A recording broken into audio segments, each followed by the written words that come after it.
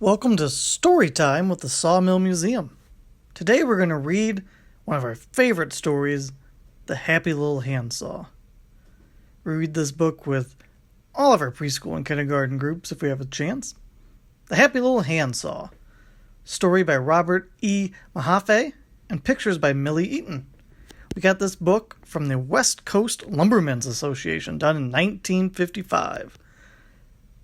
It's only available here. Little Handsaw was sad. He lived with the old sawmaker who made all kinds of saws. Long saws, wide saws, saws with great big teeth to cut with.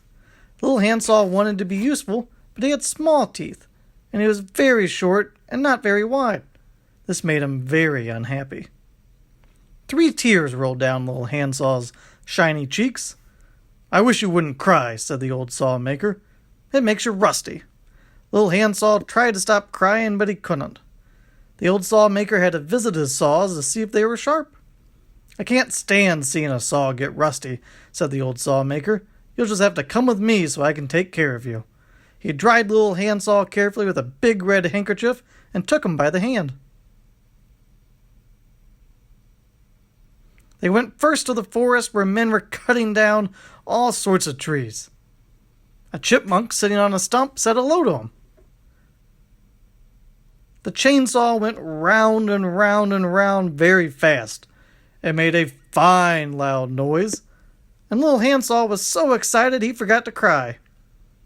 "Are they going to cut down all the trees?" he asked. "Oh no," said the old sawmaker. "They leave some to drop seeds. The seeds grow, and pretty soon there's a big new forest." The chipmunk nodded his head.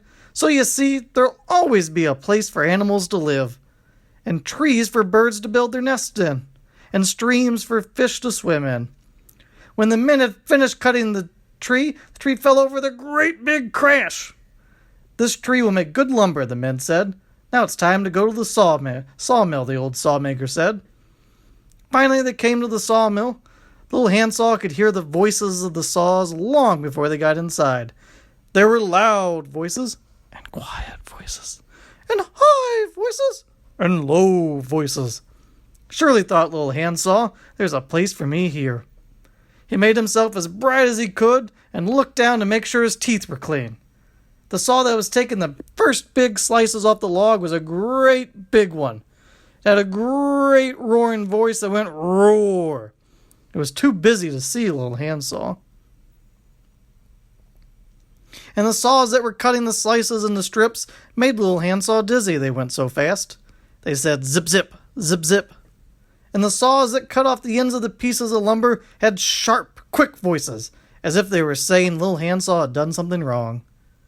Zing zing, zing, they said. Little Handsaw and the old sawmaker went outside, and Little Handsaw began to cry again. There had been so many beautiful saws, but no work that he could do. The old sawmaker got out his big red handkerchief and wiped away the tears. "We'll be home in just a minute," he said, "but first I have a friend to see." They went hand in hand down the road until they came to a house that was just being built. Here was all the lumber the saws had been making at the sawmill. Little Handsaw remembered their voices, and his eyes got wet again. "Now that's enough of that," said the old sawmaker, pulling out his big red handkerchief. A man who had been standing on a ladder came down and shook hands with the old sawmaker. He was a carpenter, and he wore overalls and had a hammer in his hand. "Well, well," the carpenter said, "and what have we here?" He picked up Little Handsaw, looked at his teeth, bent him a little, let him spring back out straight.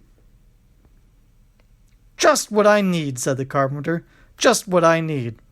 He looked at Little Handsaw and smiled. "Young man, how would you like to help me build houses for people to live in?" Little Handsaw was so happy he wanted to cry again, but he remembered about getting rusty and didn't. At last he had found a place where he was wanted. From then on, Little Handsaw lived with the carpenter, helping build home after home. He always sang when he worked, and when he grew older, he had one of the finest voices for a saw in all the land. Thank you.